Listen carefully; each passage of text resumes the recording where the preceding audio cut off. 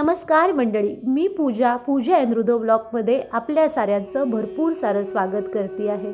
श्रावणी सोमवार येतो आहे पहिला, त्यानिमित्त आज मी तुमच्यासोबत कहाणी श्रावण सोमवारची शेअर करणार आहे।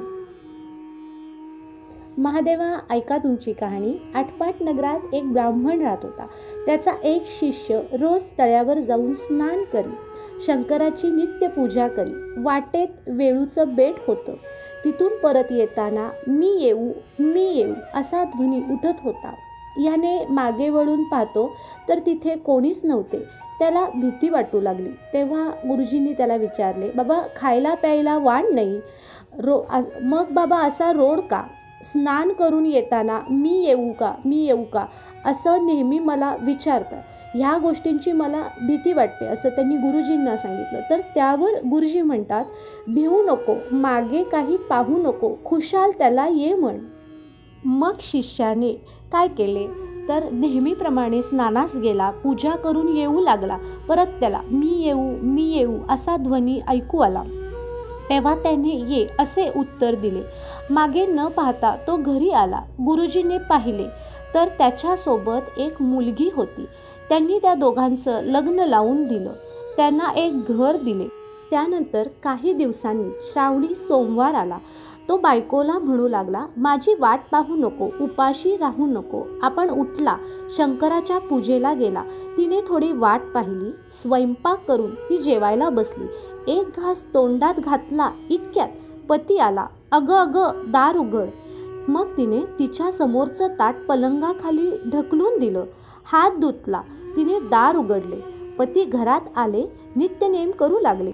पुढे दुसरा श्रावणी सोमवार आला। त्या दिवशीही असंच झालं। असे 4ही सोमवार झाले। सरता सोमवार आला। रात्री नवल झालं। दोघे जण पलंगावर गेली। पलंगाखाली उजेड दिसला। हा उजेड कशाचा? ताटी भरल्या रत्नांचा। ही रत्ने कुठून आणली? मनात ती घाबरून गेली।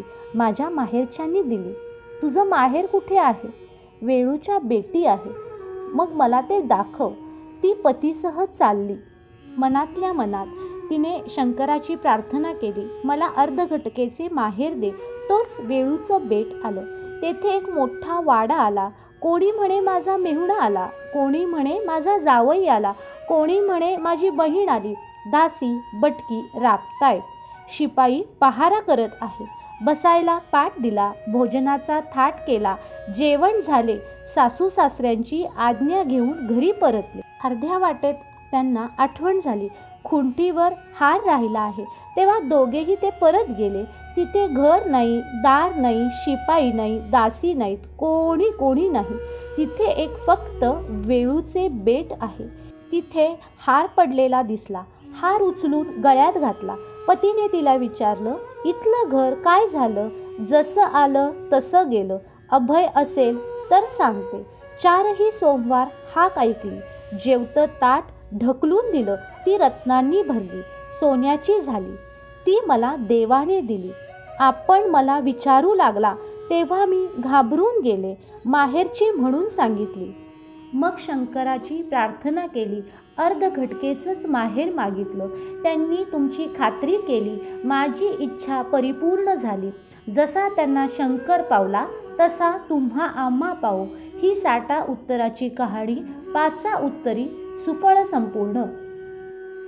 तर मंडळी, ह्यापुढे श्रावण महिना असल्यामुळे श्रावणातील वार, त्याचे महत्त्व, सणवार जे आहेत त्याचे महत्त्व सांगणारे व्हिडिओ आपल्या चॅनलवर येतील। तर यासाठी आजच चॅनलला प्लीज फॉलो करा।